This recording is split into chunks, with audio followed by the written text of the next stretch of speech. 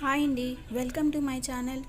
Cake ఈజీగా ఎలా prepare చేసుకోవాలో ఈ వీడియోలో మనం చూసి తెలుసుకుందాం. ఫస్ట్ 2 కప్స్ మైదా తీసుకోవాలండి. మైదా ఎప్పుడన్నా ఒకసారి పిల్లలకి పెడితే ఏం కాదండి, మైదా యూజ్ చేయండి, చాలా మంచి టేస్ట్గా వస్తుంది. జల్లెడలో వేసుకుని ఇలా జల్లెడ వేసుకోవాలి. ఫస్ట్ 2 కప్స్ మైదాని, తర్వాత 1 spoon baking powder, half spoon baking soda తీసుకోండి.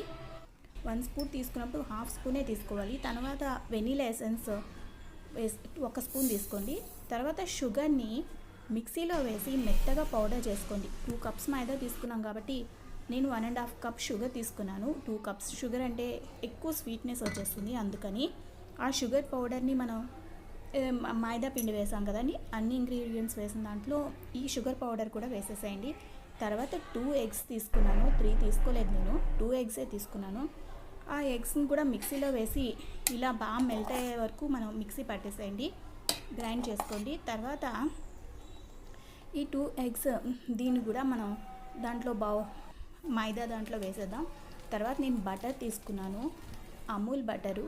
మీరు కావాలంటే 1 కప్ ఆయిల్ తీసుకోవచ్చండి, అదే సన్ఫ్లవర్ ఆయిల్ అంటాం కదా, ఆయిల్ తీసుకోండి. గ్రౌండ్నట్ ఆయిల్ మాత్రం, వేరుశనగ నూనె తీసుకోవద్దు, స్మెల్ వచ్చేస్తుంది. తర్వాత కొంచెం బటర్ని మనం వేస్తాం కదా, అంతా ప్రిపేర్ చేసినాక ఆ బౌల్లో అయితే కొంచెం బటర్ వేసి తీసుకున్నాను.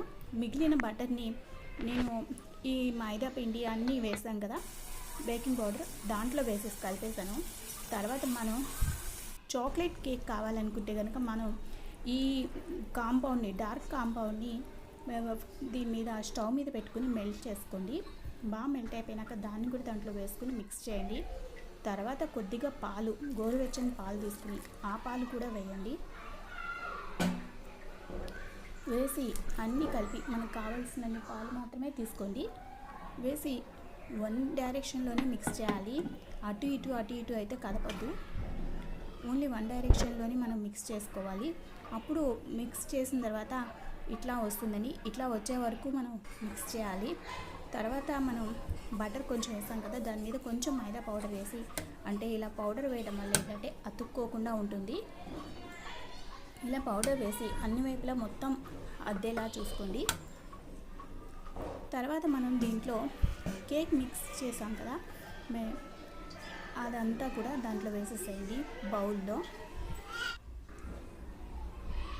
వేసిన తర్వాత ఎక్కడైనా మధ్యలో గ్యాప్స్ వచ్చినాయేమో అని మనం అట్లా ఇటు కలుపుతాం వల్ల ఏంటంటే మధ్యలో గ్యాప్స్ లేకుండా అంతా సమానంగా ఉంటుంది.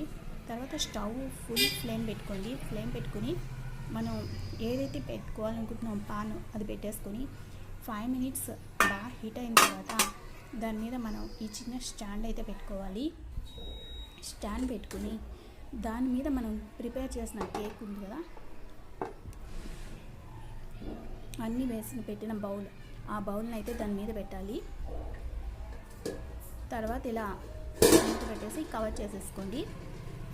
ఫస్ట్ 5 మినిట్స్ ఫుల్ ఫ్లేమ్ పెట్టాలి. తర్వాత సిమ్లో పెట్టేసేయండి, అంటే మరీ సిమ్లో కాదు, పెట్టేసి ఒక 25-30 మినిట్స్కి కేక్ అనేది ఇలా ప్రిపేర్ అవుతుందండి. అయ్యిందో లేదో తెలుసుకోవడానికి మనం ఏదైనా చిన్న స్టిక్ పుల్ల దానికి పెట్టి చూసుకుంటే సరిపోతుంది. తర్వాత నైఫ్ తీసుకుని చుట్టూ ఇలా అనడం వల్ల ఏంటంటే ఈజీగా మనం ఇలా బోర్లించినప్పుడు, ఫోల్డ్ చేసినప్పుడు మనకి ఈజీగా అనే కేక్ అనేది వస్తుంది. అది చూడండి, ఇలా అనడం వల్ల ఏంటంటే ఈజీగా వచ్చేస్తుంది. అది కూడా చూడండి ఎలా ప్రిపేర్ అయింది. Thank you for